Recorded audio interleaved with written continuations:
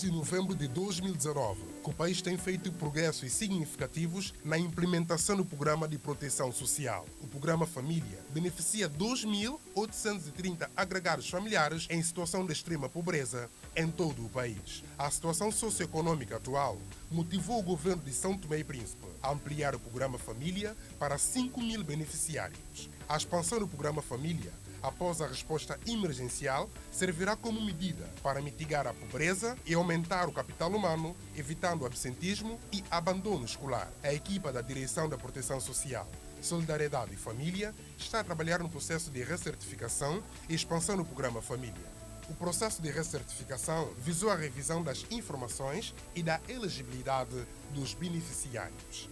No processo de expansão, será feita a revisão e seleção de elegibilidade dos beneficiários exportados do CSU, Cadastro Social Único, e das diversas portas de entrada. A seleção dos beneficiários será feita através da aplicação dos critérios de elegibilidade e do Proximus Test PMT, atualizado com base nos dados apurados no IOF, Inquérito de Orçamento Familiar 2017.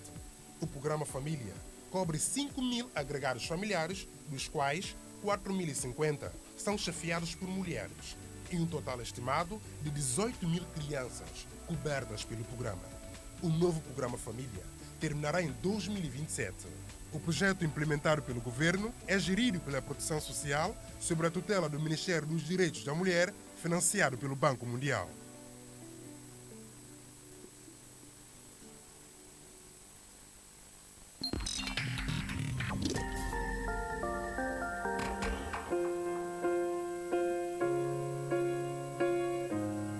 Diga não à gravidez precoce. A gravidez precoce já tirou para as condições de vida precária centenas de adolescentes. Não seja mãe ou pai antes do tempo. Priorize os seus estudos. Uma mensagem do Instituto da Juventude.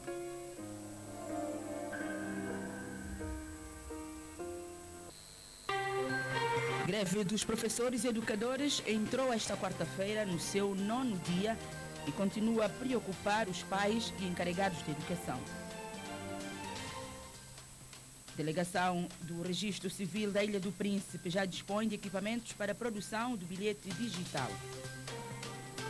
26 caminhões em situação ilegal foram apreendidos pela direção das alfândegas.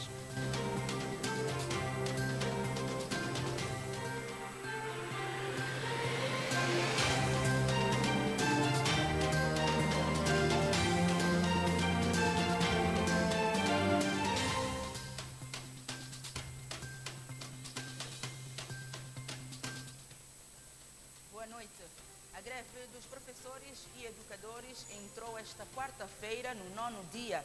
Numa ronda feita por algumas escolas da capital, notou-se a ausência de professores novos. Mas a TVS sabe que as escolas de 12 de julho, de Caixão Grande e de Patrício Lumumba, alguns professores novos lecionam, apesar de alguma pressão por parte de alguns colegas. A escola está deserta, a greve continua e a ausência dos alunos é notória. Num comunicado do Ministério da Educação, tornado público recentemente, dava conta que os professores do regime do contrato e os professores extraordinários devem estar na turma.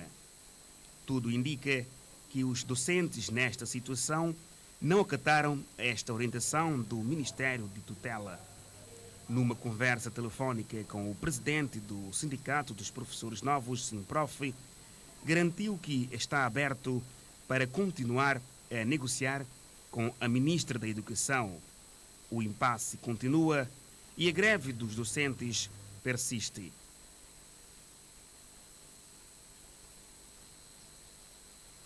A greve dos professores e educadores de São Tomé e Príncipe continua a preocupar os pais encarregados de educação. Os mesmos apresentaram algumas pistas para as partes chegarem a um entendimento. Salas vazias, Liceu Nacional ostenta cenário de um deserto. O panorama é o mesmo nos outros centros de ensino públicos, nomeadamente escolas e jardins, há já 13 dias. Enquanto os docentes e o governo não chegam a um entendimento para pôr fim a esta greve, nas ruas reside um clima de descontentamento por parte dos pais e encarregados de educação. Os pais e mães que têm os seus filhos, se isso não acabar, nós vamos começar também a sair para a rua e fazer greve contra professores. O professor ganha dinheiro dele.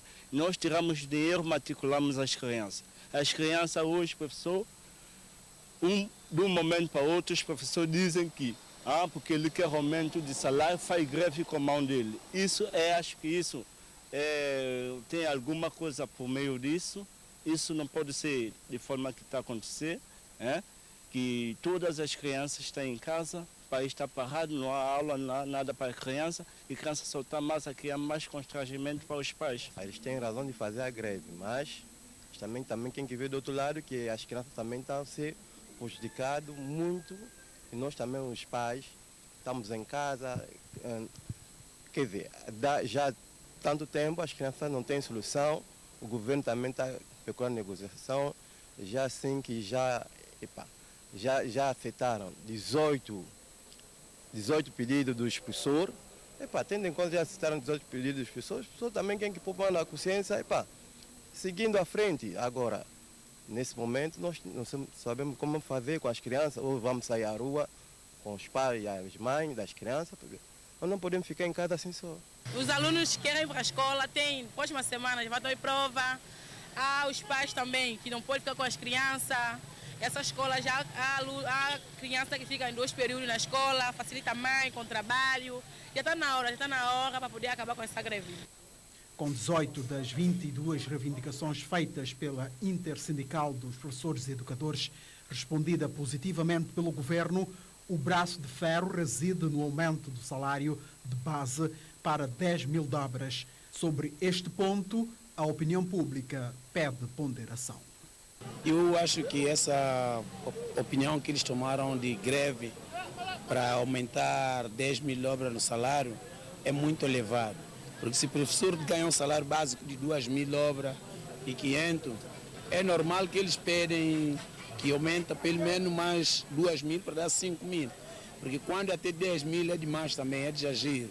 O país não tem recurso para poder pagar o professor 10 mil básico, não tem. O país está muito carente nesse momento. O país não produz para pagar esse 10%. Mas tudo quando começa tem que ter entendimento entre ambas partes. O governo tem que fazer uma negociação. Se lhe pediram esse 10 mil, não tem negociação, conversam entre ambas partes e retribuir por uma questão. Se o salário básico é 2.500 dólares, vamos dar 5 ou 6 assim minimamente. Já está há muito tempo. Eu próprio tenho criança na escola, estou bem aborrecido sobre esse caso. Porque minhas filhas já têm uma nota um bocado baixa. Agora esse atraso aqui, não sei como ela vai solucionar isso, vai suportar isso. Se reavermos o tal ajuste salarial em Santo Tomé e Príncipe, eu creio que dá para pagar 10 mil. Já está demais, já está a ser um encargo demais para os pais. Os filhos estão em casa, estão a comer demais, estão a gastar muita comida, roupa, água, etc. E isso é mais um encargo para os bolsos dos pais, porque alguns pais não têm onde deixar os seus menores, deixam na escola, depois quando saem do trabalho às 12 ou às 17, conforme o que vão pegar. E isso para mim é um bocado mau. Nós sabemos qual é o problema que existe no país. O governo ainda está na fase de negociação com o FMI, ainda não se resolveu. Temos ainda problema cambiar no Banco Central, que está -se a resolver ainda não se estabilizou. Então, o governo nesse momento tem sérios problemas para resolver, que todos nós sabemos, estamos conscientes. Então, o que eu penso, os professores têm razão, fazer a greve é legítimo, está no direito, mas nós também temos que parar, refletir, também analisar um pouco. Eu penso que esse valor que o sindicato peça 10 mil, também acho talvez que é um valor que eles pedem de uma forma de negociação. Mas, dando em conta que aquilo que eu me percebi, que o governo já reuniu com classes sindicais antes de apresentar o orçamento, que nesse 2024 não seria possível aumentar salário, Então, o que eu vejo, deixou-se, no momento, os sindicais deveriam mais ou menos lá reivindicar e marcar greve, coisas dessas, para ver se o governo pudesse fazer alguma coisa antes de apresentar o orçamento e aprovar. Mas depois de aprovar o orçamento, é que a classe sindical dos professores apresenta a greve, pede um salário de base de 10 mil dobras, eu acho que é muito exagero. Penso que o sindicato, nesse momento, sentava com o governo, negociasse, tipo, mais ou menos para 2025, que acertava já uma greve salarial, um salário de base, ou 7 mil, 8 mil, 6 mil, 5 mil, que já em 2025 o governo já tivesse um compromisso com a classe dos professores para pagar esse salário por aumento pelo menos para 5, 6, 7, dependendo do negócio, como de discussão, como correr, para despachar que os alunos regressam à escola. População preocupada com o prolongar da greve dos professores e educadores apresenta pistas para as partes chegarem a um entendimento para o regresso das crianças às aulas. Os responsáveis da Associação de Pais e Encarregados de Educação reuniram-se com o primeiro-ministro e chefe do governo.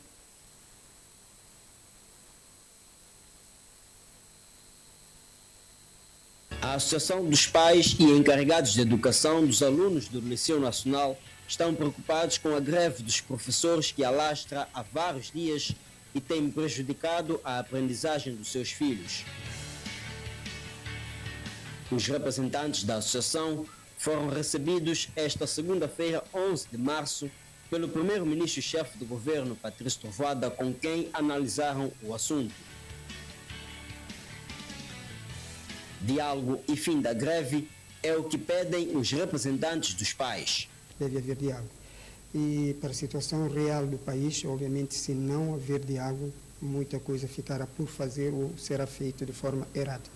Então, é este diálogo que nós estamos a esperar da parte do Ministério da Educação, estamos a esperar da parte da própria direção do Liceu Nacional e estamos em crer que brevemente podemos ter a situação da greve resolvida ou ultrapassada. Esta situação é uma situação preocupante. Repara, na entrevista que a própria ministra deu, ela teve um momento em que ela citou da qualidade dos alunos que nós temos e da qualidade dos professores que temos. Fazer greve nessa altura é um bocado preocupante. Exato, porque ela reconheceu essa debilidade, ou essa qualidade. E se nós arrastamos a greve por muito tempo, nós sabemos o que poderá acontecer, qual é o impacto que poderá ter na aprendizagem dos alunos, no momento que nós estamos a caminhar já para a segunda avaliação, e não sabemos ainda como é que vai ser após a suspensão da greve. Se vai já começar uma semana depois de revisão, submeter as crianças ao teste.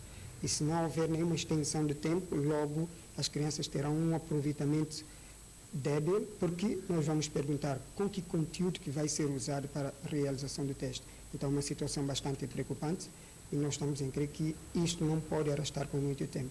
A preocupação da Associação dos Pais e Encarregados de Educação dos alunos do maior estabelecimento escolar do país é ainda maior por saber que, neste momento, os alunos estão atirados à sua sorte. A situação não pode arrastar por muito tempo. Haverá solução, a solução continua a dizer, é sentar e chegar a uma conclusão. Professores, sindicatos, neste caso, a própria ministra, e, nesse caso, o Ministro da Finanças, todas as partes sentarem e chegarem a uma conclusão, porque alguma coisa terá que ser feita.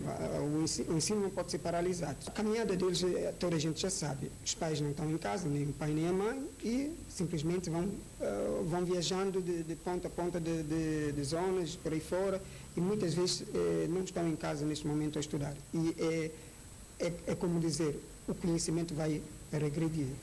Não vai progredir, vai regredir. E isso é preocupante. A questão de vandalismo nas escolas, particularmente no Liceu Nacional, a gravidez precoce, violências nas escolas e falta de diálogo entre a associação e a direção do Liceu Nacional são outros assuntos abordados com o chefe do governo. A Organização Internacional dos Trabalhadores vai mediar o diferendo entre o patronato e os trabalhadores grevistas são-tomenses da empresa Agripalma e também do Ministério da Educação. A situação poderá ser resolvida mediante um diálogo social, segundo o representante máximo da OIT, que também manifestou-se interessado em apoiar São Tomé e Príncipe na criação de um tribunal de trabalho. Claude Coman é o responsável máximo da Organização Internacional dos Trabalhadores para a África Central e está no país no quadro de uma visita oficial. Confrontado pela imprensa nacional a falar sobre a greve dos trabalhadores da empresa Agripalma e dos professores, que já dura várias semanas, o representante da OIT afirmou que vai mediar as negociações entre as partes com vista a criar consenso. Nós vamos encontrar com os trabalhadores e com os empregadores para analisarmos estas questões dentro do país. Mas trata-se de uma questão que será regulada dentro do quadro do diálogo social. Nós não viemos cá especificamente para tratar desta questão. Fazemos confiança nas autoridades, os mecanismos de diálogo social que existem no país, mas vamos encontrar com o Ministro do Trabalho, com os trabalhadores, para colocarmos em evidência o diálogo social e resolvermos esta questão de greve. O representante da OIT considerou igualmente o Tribunal de Trabalho um importante instrumento para resolver os conflitos laborais e prometeu ajudar o Estado santomense na criação deste tribunal. Efetivamente, é uma questão que vamos ver com o Ministro do Trabalho. Nós viemos com uma equipa de especialistas e com ela vamos ver o que podemos fazer para resolver esta questão de criação de um Tribunal de Trabalho e dos conflitos laborais. Esta manhã, o responsável da Organização Internacional dos Trabalhadores da África Central esteve reunido com o Ministro dos Negócios Estrangeiros e Cooperação, Gareth Guadeloupe.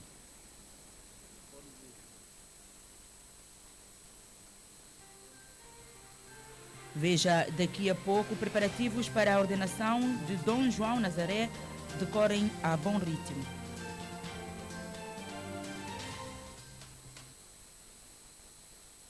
Os 8 juízes que venceram o concurso público aberto para o Conselho Superior dos Magistrados Judiciais denunciaram esta quarta-feira o que consideram de impedimento do poder político no ato de empossamento.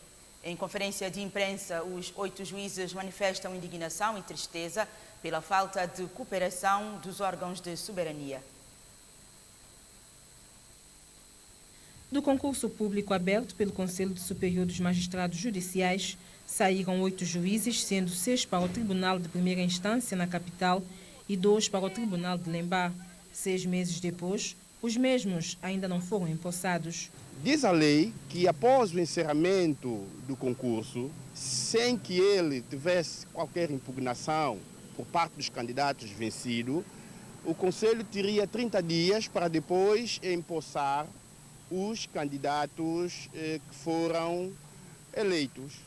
Entretanto, volvido 30 dias, não entrou nenhuma reclamação para o Conselho e esperávamos ser empossados. Qual foi a nossa surpresa? O Conselho reuniu porque deu entrada no Conselho Superior um expediente vindo do cidadão comum pedindo a anulação do concurso.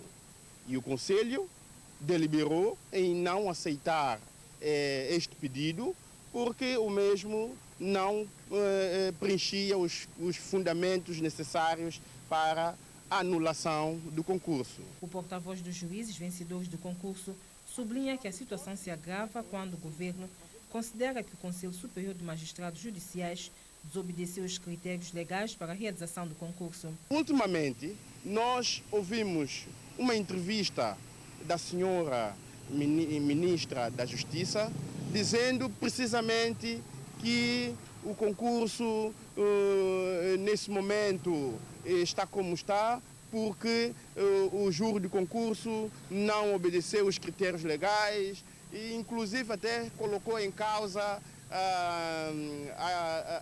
os 8 juízes que conseguiram vencer no concurso. Numa nota explicativa sobre o pedido de anulação do concurso para o recrutamento dos juízes, cuja cópia a TVS teve acesso, o Conselho Superior de Magistrados Judiciais evoca o artigo 26 do Código Processual Civil para responder que só tem legitimidade aquele que tem interesse direto em demandar ou contradizer. Já passam 6 meses que em condições normais já teríamos sido empossados. E o Conselho Superior de Magistrados Judiciais não encontra margem para nos empossar, isto porque quer que essa posse seja dada num clima de paz e tranquilidade. No final da nota explicativa, o Conselho Superior de Magistrados Judiciais pede a solidariedade e colaboração institucional dos outros órgãos no sentido de colmatar a falta de juízes que tem dificultado o regular funcionamento dos tribunais judiciais.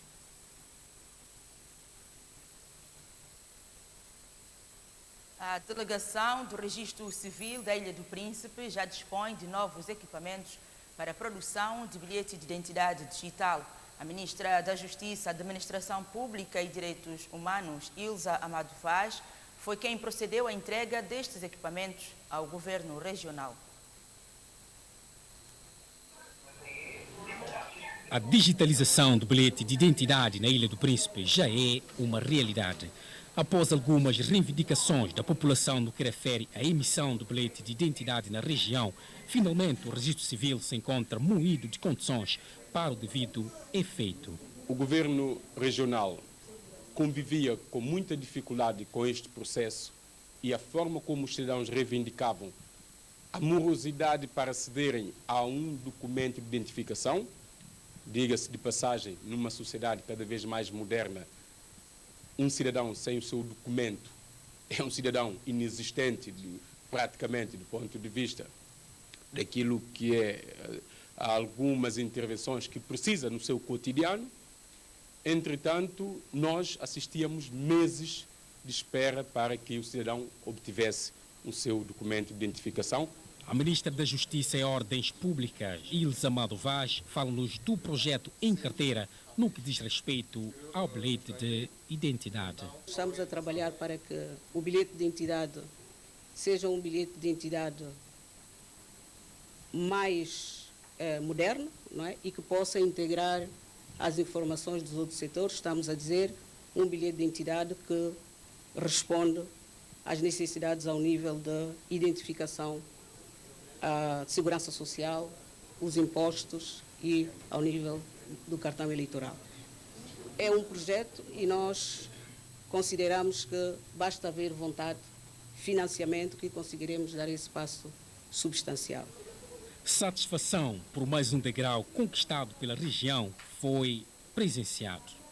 É uma alegria para pessoas da Ilha do Príncipe e pessoas que vivem aqui, que ao momento pessoas vão querer mesmo fazer o bilhete para acontecer uma coisa rápida e depende da Ilha de Santo Tomé e demora por muito tempo. O momento também serviu para que fosse entregue um equipamento que irá possibilitar melhoria significativa no registro dos móveis e imóveis deste serviço. É mais um serviço que fica solucionado relativamente a algumas pendências que nós vivíamos cá na região e nós entendemos que a partir desta data teremos sim que, em concertação com São Tomé, melhores dias para de facto comunicarmos em termos dos livros e das informações necessárias. Procedemos à entrega de um equipamento importante que se insere na melhoria daquilo que são os registros dos imóveis e dos móveis. É um projeto que está em curso para permitir que o cidadão tenha acesso aos seus documentos relativos às propriedades e todos os atos jurídicos produzidos no âmbito do seu direito de proprietário. De salientar que 9 funcionários desta instituição participaram de uma ação de formação que teve a duração de 3 semanas. A Direção-Geral das Alfândegas apreendeu esta quarta-feira 26 caminhões em situação ilegal no país. Os meios rolantes foram importados por uma empresa da China de nome Sinuhidro em 2018 sob o regime de importação temporária e passados 6 anos não foram cumpridas as obrigações legais. A empresa tem 10 dias para a regularização das documentações. Caso contrário, os caminhões poderão ser leiloados. São 25 caminhões, incluindo batoneiras, que a Direção-Geral das Alfândegas apreendeu por motivos de incumprimento das obrigações legais para viaturas importadas em regime de importação temporária, IT. A importação temporária, como próprio diz a regulação aduaneira, ela tem um prazo de 4 anos. E passando esses 4 anos, as mercadorias estariam numa situação de incumprimento. Então há toda a necessidade de a empresa, o dono desses equipamentos, ir às alfândegas e proceder à sua regularização. Todavia, nós estamos a fazer essa apreensão. No entanto, o importador ou o dono dos equipamentos tem prazo de 10 dias para poder comparecer às alfândegas para poder regularizar. Não fazendo isso, as alfândegas têm nas suas atribuições fazer duas alternativas, que seria, uma das alternativas seria a submissão à entrega para uma entidade pública, ou a outra alternativa seria a venda em asta pública. Estas enormes máquinas foram compradas pela empresa chinesa Sinohydro em 2018 e deviam ser exportadas de volta ou regularizadas em 2022. Mas tendo em conta que os responsáveis da empresa não se encontram no país, isso não aconteceu, pelo que a Direção-Geral das Alfândegas decidiu cumprir a lei. Nós já fizemos vários contactos para notificar a empresa, mas foi sem sucesso, porque nós não sabemos quem é o representante e onde que para.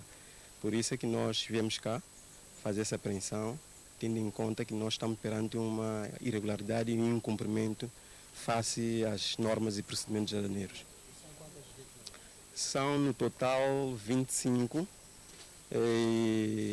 Dentro desse leque nós temos caminhões, betoneiras e outros. Agora as máquinas estão na posse das alfândegas e a empresa tem 10 dias para procurar regularizar a situação. Estas medidas da Direção-Geral das Alfândegas vão ser aplicadas às outras organizações ou pessoas singulares que têm a situação por regularizar. Essa atuação das alfândegas será abrangente também para operadores econômicos, cidadão normal que tem tido o benefício de desalfandegamento por diferido, ou seja, pagamento por diferido ou pagamento parcelar. Essas mesmas pessoas, nós estamos aqui a fazer apelo para que essas pessoas possam ir às alfândegas fazer a regularização de todo o processo de desalfandegamento. Os caminhões estão guardados em situação de degradação em um terreno alugado na localidade de Satum. Há 4 dias da ordenação episcopal de Dom João de Seita Nazaré, os preparativos estão a todo gás. A comissão organizadora espera que toda a população santomense se junte à festa, onde são esperados cerca de 50 individualidades estrangeiras. A reportagem com Ectilsa Carvalho e Adilson Reis. Começou a contagem regressiva para que a Diocese de São Tomé e Príncipe deixe de ser sede vacante. Faltam 4 dias para a ordenação episcopal de Dom João de Seita Nazaré. A celebração campal será feita na Igreja da Sé. Os preparativos estão a todo gás. Estamos a alinhavar os últimos pontos. Agora estamos na montagem, como vêem, da cobertura para proteção, seja do sol como possível da chuva. Os contactos estão todos feitos em termos dos convidados. As condições estão arranjadas tanto para a celebração como para a comemoração, confraternização após a celebração. São Tomé e Príncipe acolhe o maior e importante evento que vai marcar a história, não só da Igreja Católica, como do país. Por isso, todos são convidados. Esperamos como convidados 200 mil pessoas, ou seja, todos são tomenses estão convidados.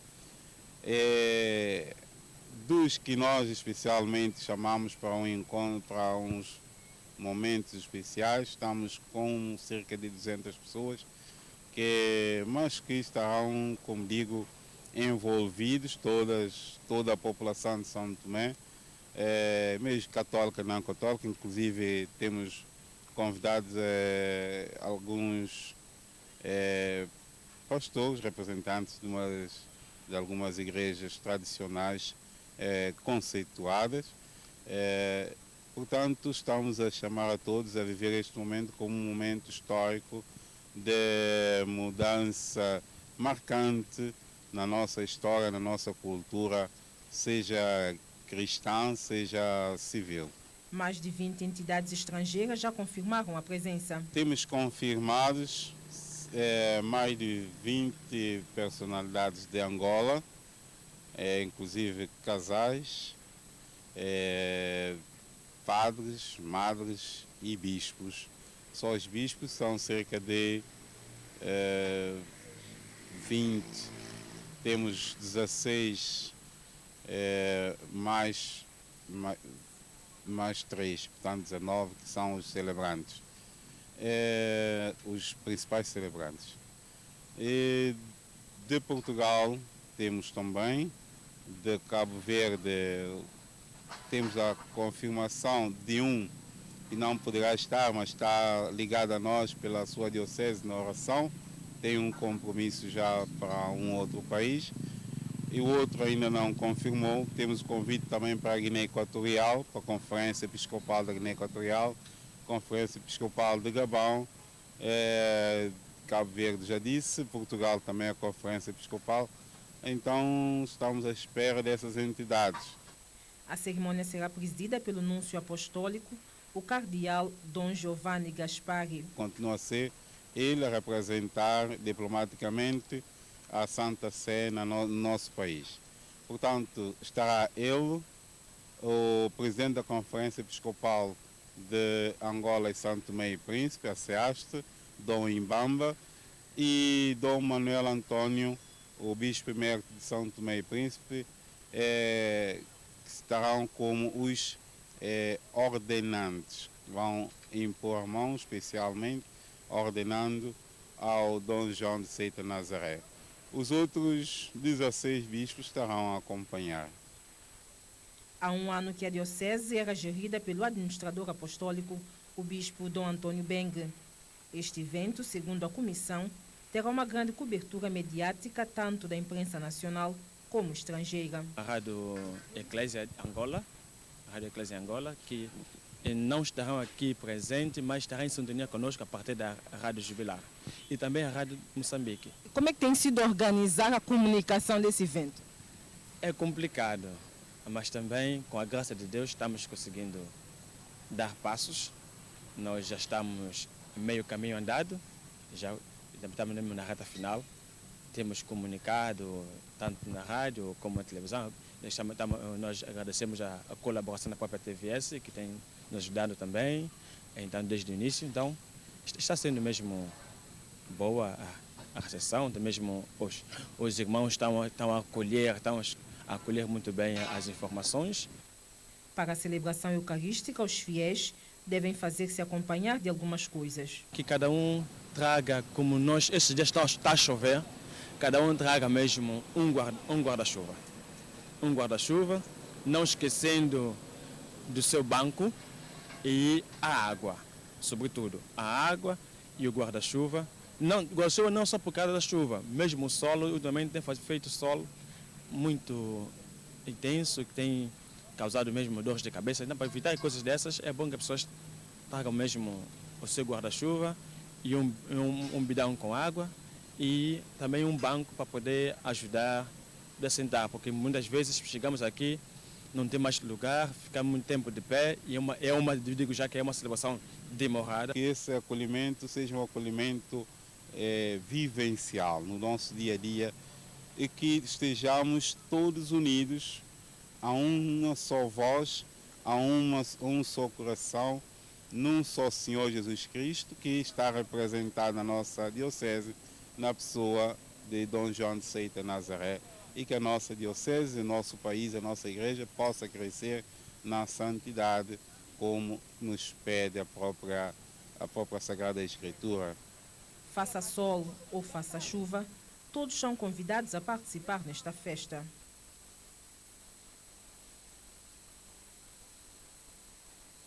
Assinala-se esta quinta-feira o Dia Internacional da Matemática. Várias atividades foram programadas para o efeito, com destaque para a projeção de filmes, palestras e concursos. E para nos falar sobre o assunto, tenho o professor universitário Juvenal Espírito Santo. Professor, boa noite. Obrigada por ter aceito o nosso convite. Professor, que importância é que podemos atribuir a esta data? O que é que ela significa exatamente? Sim, portanto, o dia 14 de março, inicialmente começou a ser comemorado como o dia do Pi. Porque Pi é o número mais importante da matemática. Um dos mais importantes é o número Pi, 3,14, porque em inglês primeiro lê-se o mês depois a data, portanto, 3,14.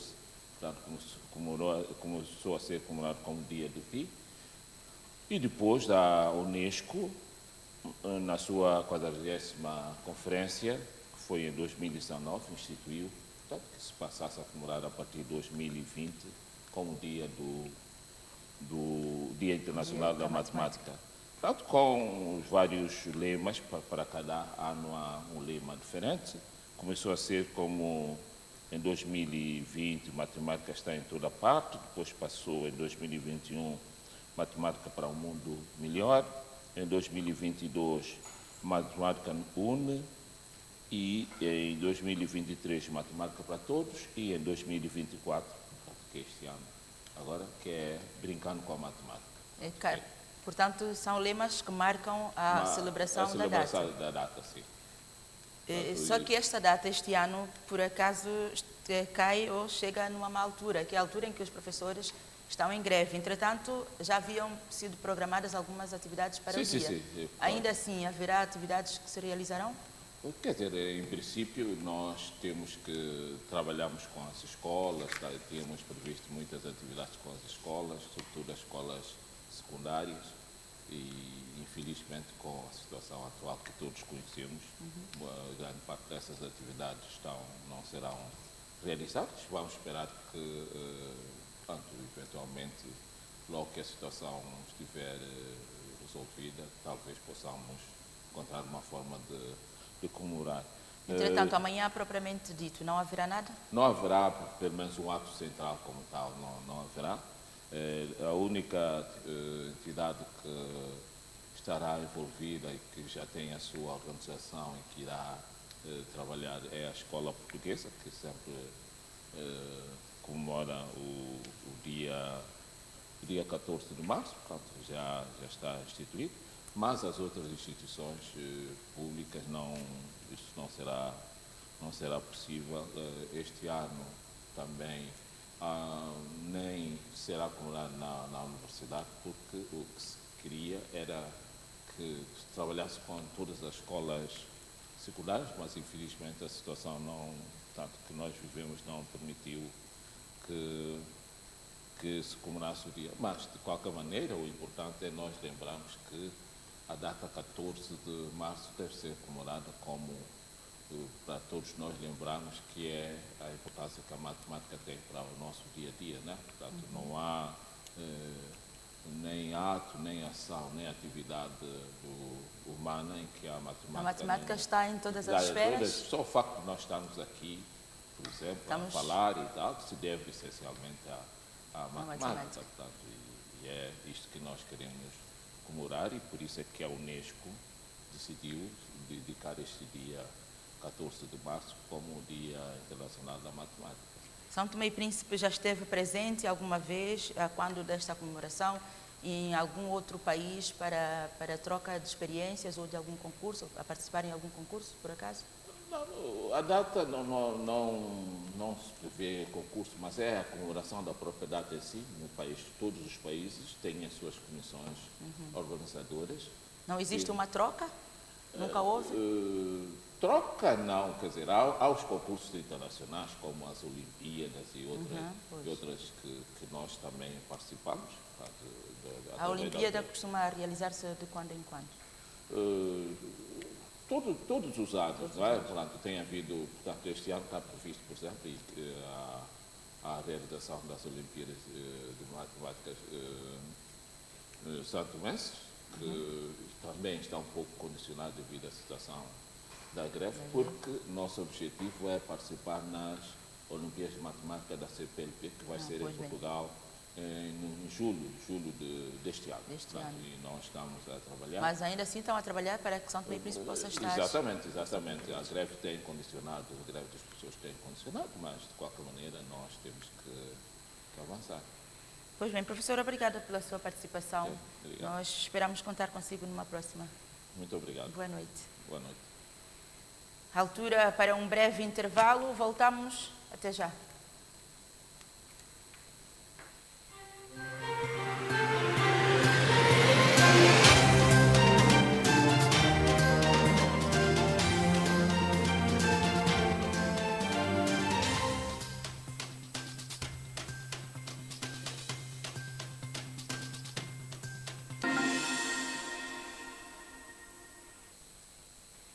Em nome de toda a equipa, boa noite. Nós voltamos amanhã.